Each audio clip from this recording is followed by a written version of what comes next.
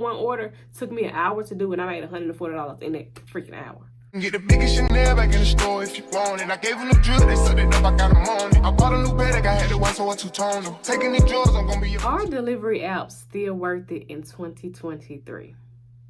I want to start by saying I started doing delivery apps in 2019 when I quit the last 9-to-5 job that I had. Didn't quit the job specifically, I just want to drive for a living. No, that's not why I quit the job. I quit because I was in a place mentally where I just couldn't. Like, I wasn't financially ready to quit. I didn't even have it mastered as to how to actually make money on the apps. But I don't know, I believed in myself, and I just really didn't have no other choice. I'm going to start by going through the different apps that I have personally have accounts with, and then give you my opinion on all of them, and then give you my opinion on delivery apps as a whole. But I probably do that before I get to the actual breakdown of the apps. DoorDash is one, Uber/Uber Eats, but we're only talking about like delivering food, so we're just going to say Uber Eats. Instacart, Drop-Off, Amazon Flex, Simpex, and CB Driver. If you are new to delivery apps, I guess I can give y'all a few tips, because a lot of people just jumping into it blindly, just thinking that, oh, it's just extra side money. You don't have to file taxes on it or none of that, and that's far from the truth. You get forms at the end of the year just as you would get with a W-2 job, as long as you have made over $600 the previous year. But also, I still recommend claiming that money, but you talk to a tax preparer or whatever for that info. But yes, you do still claim it, so stop giving people y'all, like a lot of people are giving people their DoorDash accounts, their Uber Eats accounts, like, and they're making money under their name, but it's under their name and they're in your social. So, well, it's under your name and your social. You just giving them your account, but you still are obligated to pay taxes on that. Whether they made the money or you made it, you're obligated to, because it's under your account, because you're responsible. I just want to throw that out there. And also, if you're getting started, make sure you have the Stride app or any other type of app that tracks your miles, because that's going to help you get the best tax breaks. My expenses are really, I use mileage versus keeping up with gas receipts. And also, my car don't burn a lot of gas, so there's never really been a need for me to keep up with my gas receipts. Now, I do have, an app where I keep them just in case, but I don't use my gas. I use the miles. I go by miles. Delivery apps can be worth it. It depends on the area that you are in, the area that you're working in. Like, I'm in the DFW area, right? Not every area in the DFW will be worth it if you're trying. Now, if you're trying to make a little side coins here and there, cool. But if you're trying to actually like pay all your bills with it, you got to be very strategic. You can't just depend on one app. You're not gonna make no money like that. You need accounts with any app that you can get your hands on, because all it takes is one customer or somebody to lie on you, and they deactivate your account for no reason. I've been deactivated on 2 different accounts. I got them both back because it was wrongfully, but they also have they're able to just deactivate you at any moment anyway. Sometimes it ain't really nothing you can do about it. So it's best to always have a backup and not just depend on one, because a lot of people have done that and got deactivated, and that one little app was their only source of income. But fast forward to the breakdown of the different apps. DoorDash. Let's talk about DoorDash. So that's one of the most popular and one of the best to me. It's number 2. But I'm gonna go into what's number 1 to me. But as far as DoorDash, it's fairly easy. Just, for all of these apps, you just need of course, you got to get a background check. They all pay for it except for like one of them. You got to get a background check, have your driver license, insurance. That's pretty much it. Add your bank account and all of that. But a lot of these apps, they have wait lists. So if you're trying to sign on DoorDash and you're not in the, and if you're on a wait list, or if you're trying to sign up in an area that they don't need none, pick a different area. You can always work in different areas. But I would say DoorDash has been one of the best money-making apps for me. Because for one, I would not accept every single order that they send you. Could you make a living off of DoorDash alone? It depends on what your business looking like. It depends on what your expenses. It depends on what's your lifestyle. I'm gonna say that. Me personally, no. I will and have never depended on just one app, and I never will. And that's just that. But DoorDash, you're just really picking up food from restaurants. Sometimes you can they do grocery orders from like Tum Thum. They even have Target on there. They have a lot of different places that you wouldn't think would be on DoorDash. Liquor stores are on there. It's I think, yeah, but it's a lot of different things. It's fairly easy. You can cash out one time per, when you first setting it up. You have to let the first direct deposit hit before you can actually cash out, like 7 days or whatever. But after that, you can cash out one time per day, which is you got to pay $1.99 each time you just cash out. But of course, if you just let the direct deposit hit the following week, then it's free, of course. The weeks are from Monday through Sunday. So whatever you make from that Monday through Sunday, you'll get paid on that Tuesday and Wednesday, depending on your bank. But if you want to cash out every single day, you can. But just know them $2 a day add up. The second one is Uber Eats. And this is my #1 app because a lot of times the amount that pops up, it doesn't always be the amount that you get. And I say this because, say you'll get a offer for like $10. And if you've done it for a while, you'll get used to like the amounts that are more than what it is. But by the time that you deliver it, it's only probably gonna show like $2, but you have to wait an hour after you deliver it before the tips come in. And I had to learn it the hard way. Well, actually, I think I knew that before, but I did some research.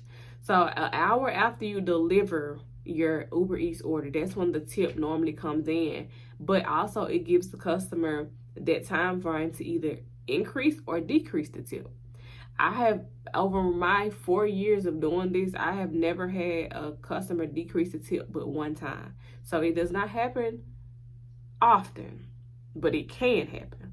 But as far as an increase in tip, it happens over 50% of the time that I actually deliver an order.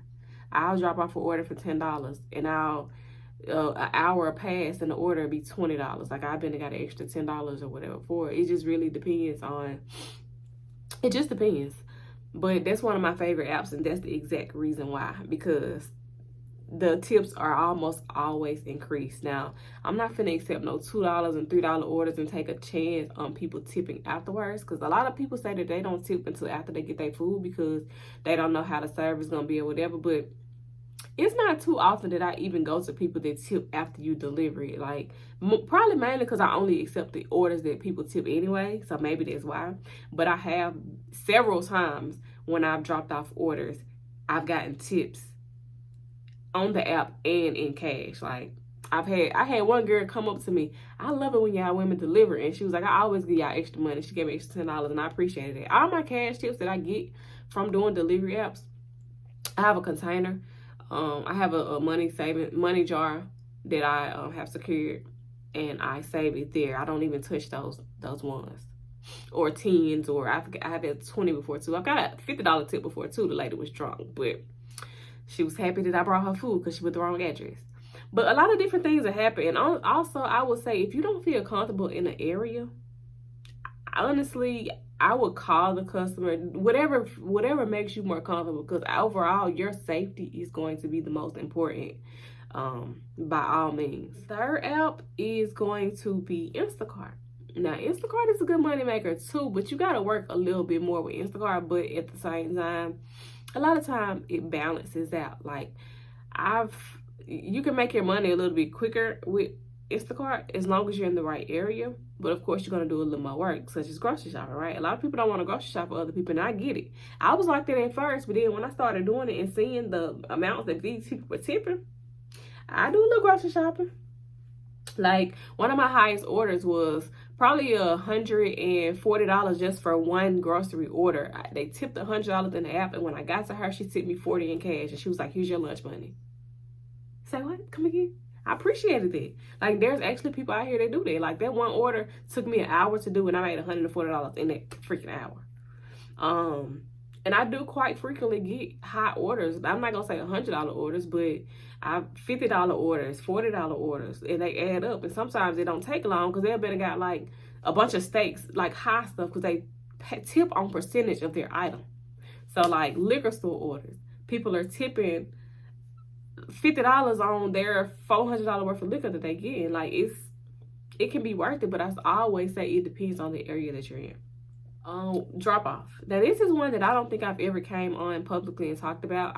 I've been I started a year ago, I'll say, and it's a little bit different from these delivery apps because with drop off, you're not delivering food. It's a medical, mainly medical courier company. So basically, you're going to different hospitals and clinics, delivering blood. You can have any type of specimens or organs and all of that. You have to go through a different process than you go through with the food delivery apps because it's more secure because you're dealing with people's personal information. You know, you got to do a HIPAA test, like all of that. But that's the type of things you're delivering. Now, we have had a couple cupcake orders and nothing but cakes or whatever. But overall, you're doing medical stuff, hospitals, clinics, people's medication, just that type of thing. I'm only speaking for the DFW area because it's not just known in DFW, but I'm in the DFW, so I can only speak for us.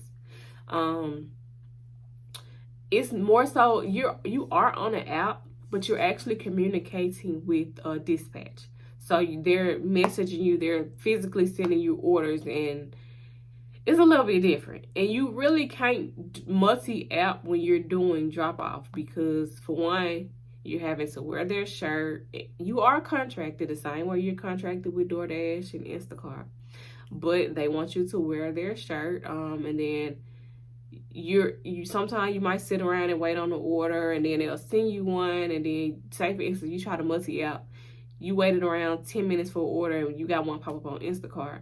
And you try to go do that, they're gonna send you an order on drop-off. And I mean, it just really depends. I say if you plan on doing it like as an all-day thing, then maybe, but it just really depends. And with drop-off, they can send you 100 miles away, like 2 hours away from where you are. It just really depends because it's happened to me before. I don't really have anything negative to say about drop-off. Drop-off is, it is what it is. But I would say make sure you figure all of these apps out and do what you feel is best for you because everybody has different experiences with these apps. And I know y'all want me to get to the financial part. I promise I got y'all. Just hold on. Amazon Flex. Now, this is something that I recently just got accepted to, and I have not done any orders with Amazon Flex yet, but I will tell you what I have researched and what I've seen on the app so far.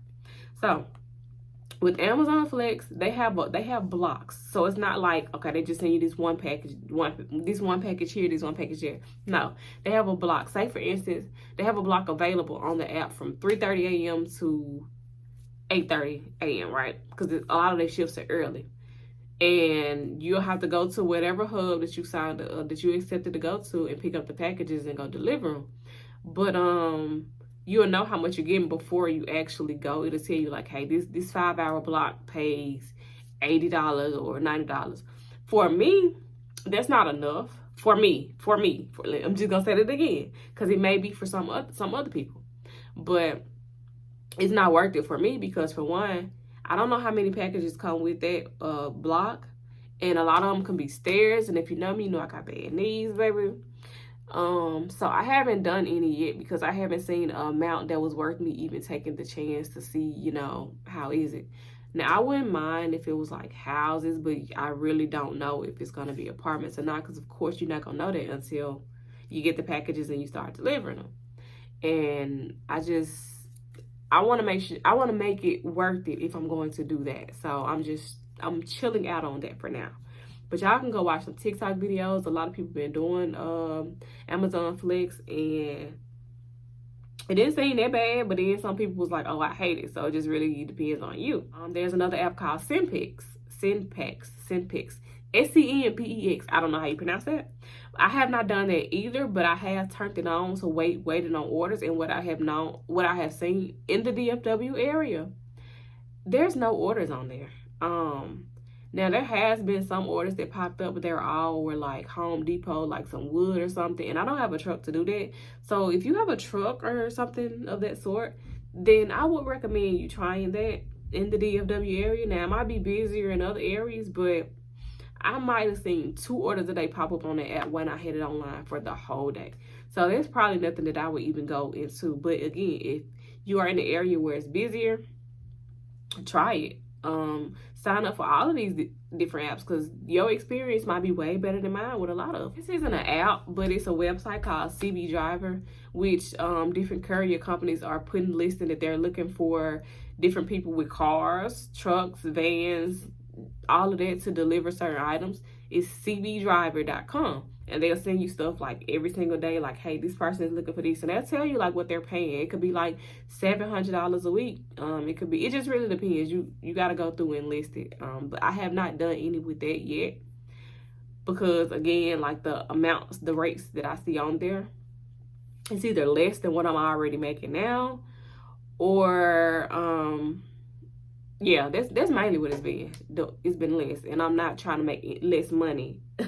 We're trying to get all of the coins, all right? So let's talk about the amount, all right? That's what a lot of people came out here for. How much you can pay? How much have you been paid? I'm not gonna put y'all all the way in my business, but I'm gonna tell y'all a little bit of my business. The most amount that I have made, period, like on these delivery apps in a week, almost $1,900. And I wanna, hopefully I'll be able to show it on the screen, because I have a screenshot from, I think it was $1,800, but I think it was close to $1,900. This was during COVID though. This was 2 years ago. And this was my weeks every single week during that whole 2020 year when I was actually driving with them. Unless I took off, of course. But, and it was easily done, and I was not working 7 days a week. I wasn't even working 6 days a week all the time. If I was, it was because I chose to. With drop off, the most that I've made in a week was about $1,500 a week. And this was here recently, which, you know, was cool, whatever. With DoorDash, the most that I made in a week probably was like $900. And I'm not saying me multi-apping. This is just me strictly doing those one apps for that whole week, because it has been a time period where I have. So Uber Eats was about $1,800. Drop off was about $1,400, $1,500. DoorDash was about $900. And I have not done, Instacart about $1,000. Maybe $1,100. The rest of the apps, of course, I haven't done, but I can only tell you by my experience, like I said. Now, do I feel like delivery apps are worth it? Yes, depending on the area that you're in. I'm going to always say that, because my area, you go to a small town and they're not getting orders like that. And, you know, we might still have the same bills or expenses, or it just really depends on how much you need to make. But I wouldn't just go blindly into, let me just jump out there and quit my job and do this. I will make sure that you filling it out, because it changes. And me personally, I feel like it's going to get worse.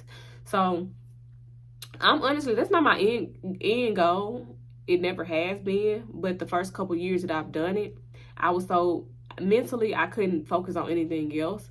But now I'm actually using it for the reason that I actually need to use it for, like to do my business stuff, my content, my videos, all of that. Because this is not anything that I want or will be doing long term, honestly, within the next 6 months. But I will say, again, do what's best for you, do what works for you. What did I not cover? Oh, gas. Again, I have a hybrid car, so I don't spend a lot of gas. As of recently, how much I spend in gas a week? Less than $100. Honestly, about $60 a week in gas. So that's not bad at all, in my opinion. Now, when I was driving with drop off, I was spending $150 a week in gas. So yeah, I didn't like that at all. I was at the gas station daily, but now I can drive for 3 days without having to go to the gas station until that 4th day, which today is actually day 4 for me, and I'm going to the gas station. I'm not even on E. Like, I'm on between a quarter and a half, whatever that is. But I think that was about it. If y'all have any questions, drop it in the comments. If there's anything I didn't cover, drop it in the comments, and I promise you I'll do my best to get back to y'all. And if it needs another video, I got y'all on it. But thank y'all so much for tuning in if you watched this far, and I'll talk to y'all next time.